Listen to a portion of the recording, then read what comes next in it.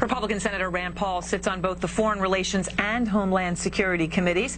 And Senator, great to have you with us. You heard James Clapper's response to the question, are America's allies spying on America? And his answer was categorical, quote unquote, absolutely. Well, if that's true, should America stop spying on its closest allies? Well, I guess the real question is who's in charge. The president doesn't seem to know if he's spying on our allies. To me, from where I sit, it doesn't seem like a good idea or doesn't seem to advance diplomacy for us to be spying on our allies, particularly the personal phone of the president of Germany for 10 years. I think that seems unseemly, and I think that really goes against having good relations with your allies. And it's a fair point, but of course, you know, Senator Paul, people on the other side of this say, look, America doesn't have the luxury of not spying when other people are spying. If your allies are spying on you, then you got no choice. Yeah, didn't we have something about that when we were children, about two wrongs don't make a right? I would say that I want our government to spy on terrorists, on people who they have probable cause they may attack us.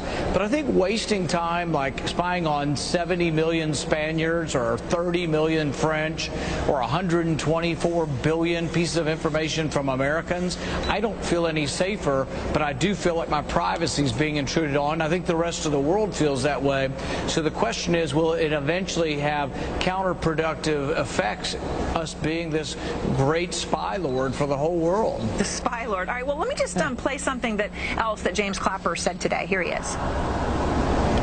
We face an unending array of threats to our way of life, more than I've seen in my 50 years in intelligence.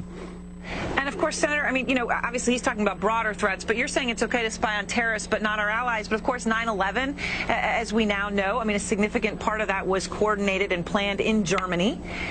Industrial espionage, for example, happens all the time. The Europeans, I'm sure, would love to spy and get all they could on America's biggest exporter, Boeing, so they could get advantage for Airbus. So why wouldn't we spy on Europe to help Europe too? Yeah, but here's the thing, Aaron. You have now the chairman of the Judiciary Committee, Senator Leahy, the chairman of the Judiciary Committee, or one of the committees in the House, James Sensenbrenner, two authors of the Patriot Act, now saying that the head of our intelligence, because we don't seem to know who's in charge, I mean, it is conceivable that the head of the intelligence is spying on our president's cell phone.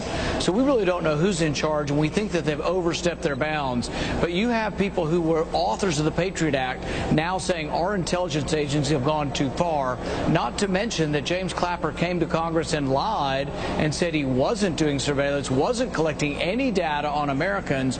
So there's a lot of trust being lost, and I think there's a great deal of credibility lost in the Intelligence Committee, and we have to trust our officials if we're going to let them have such sensitive information about our personal lives.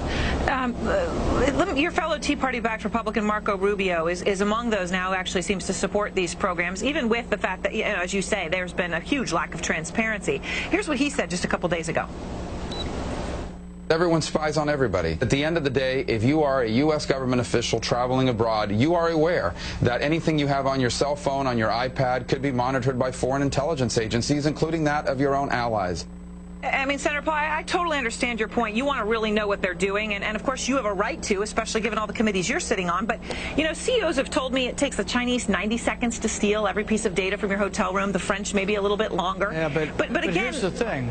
Okay. Here's the thing, Aaron. There's 4 billion people on the planet. If we're going to spy on everybody all the time, if we're going to have this big brother state that we are going to live in, I'm afraid that detracts from actually focusing in on the terrorists. We had one terrorist, the 20th terrorist, the 20th hijacker, we caught a month in advance of 9/11, and we just didn't do good police work. We didn't even ask for a warrant.